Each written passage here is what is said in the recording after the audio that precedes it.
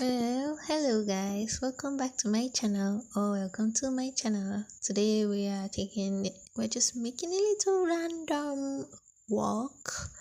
Our first post is from r/petty and we will cap it up by going for them traumatize them back subreddits. Yeah, so let's start with the first post submitted by Qtchr. Oh my god. Okay. People with them weird names. Usernames. Please don't come at me. My mouth is just going out of line today. Okay, let's the title says ruining is Karma's day. Cool, okay, let's get down to it. Earlier today, someone knocked on my door claiming to be from a company that audits natural gas suppliers. She asked to see my gas bill to see if the current rate approved by the state is correct, to sign me up for a 5% rebate. She almost had me because she had a very official looking ID. When I saw that the online form she wanted me to sign was a contract. Are you kidding me? Okay. I asked her to send it to the email.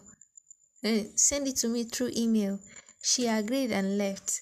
I immediately googled the company. It rhymes with Schmexident Energy. Schmexident Energy?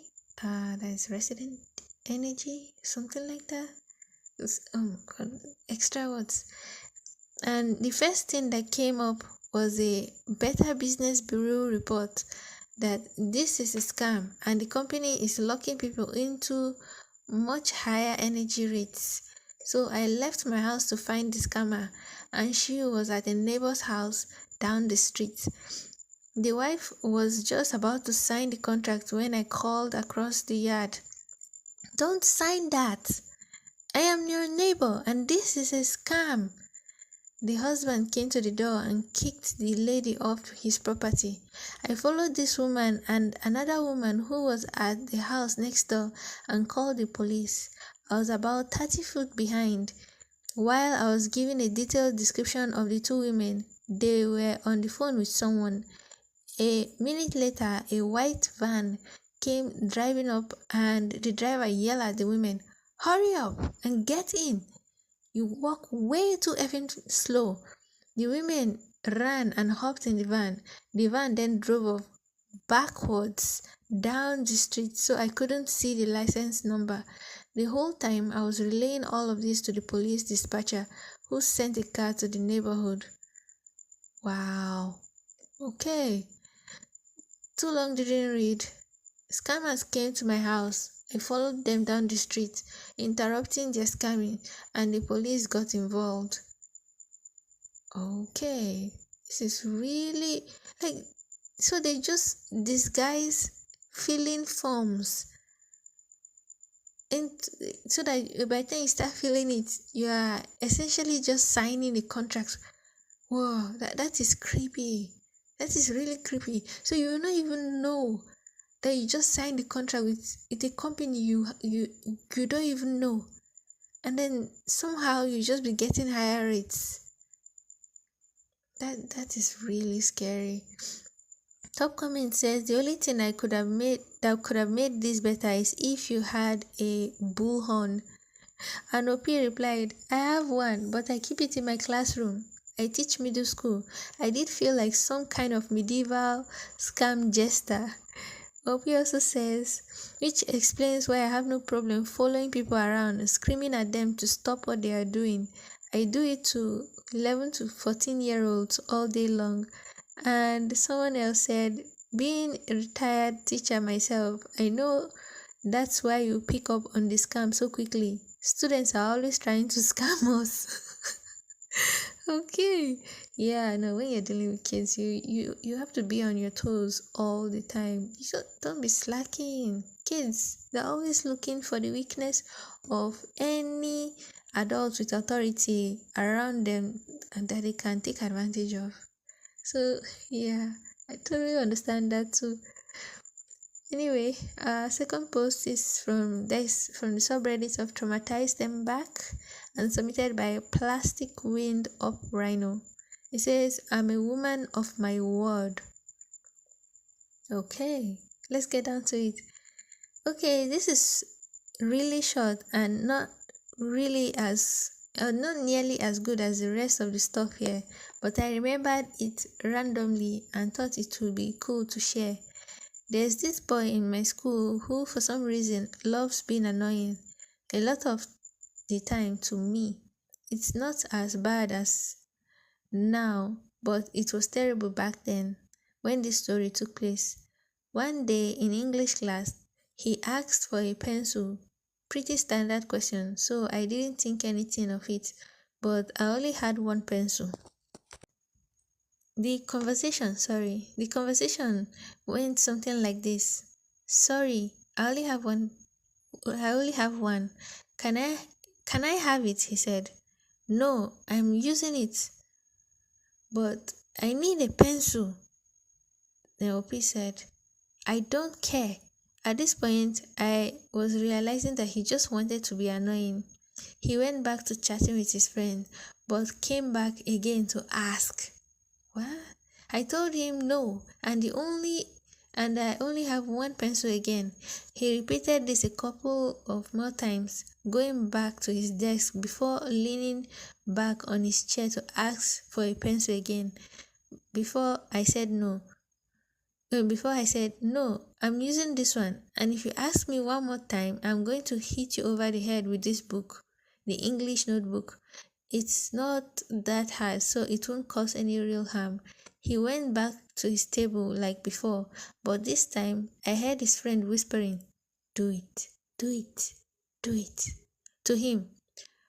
Once again, he asked for a pencil. I told him no, very angrily.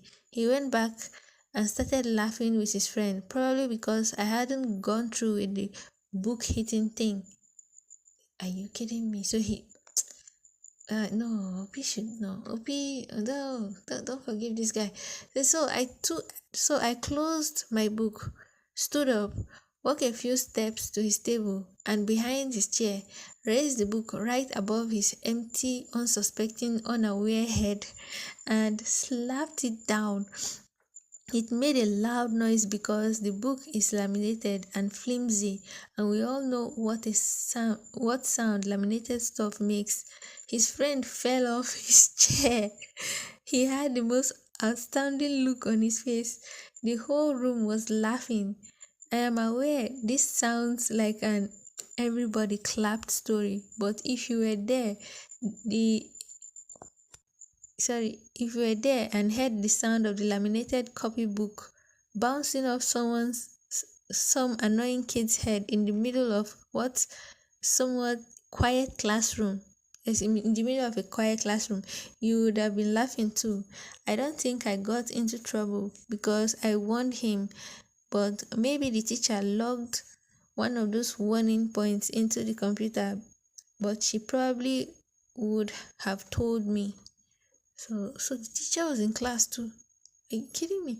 So this would have had a happy ending if my dumbass didn't apologize profusely for hitting him harder than I meant to. Why will you apologize, OP? Oh my god. But aside from me being an idiot and not owning the fact that I had given him the consequences of his action and showed him I'm a woman of my word, this was probably my proudest moment.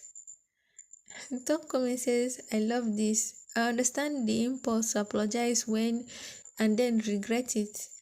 Oh, the burden of being a child of good upbringing. Yeah, I think I understand this too.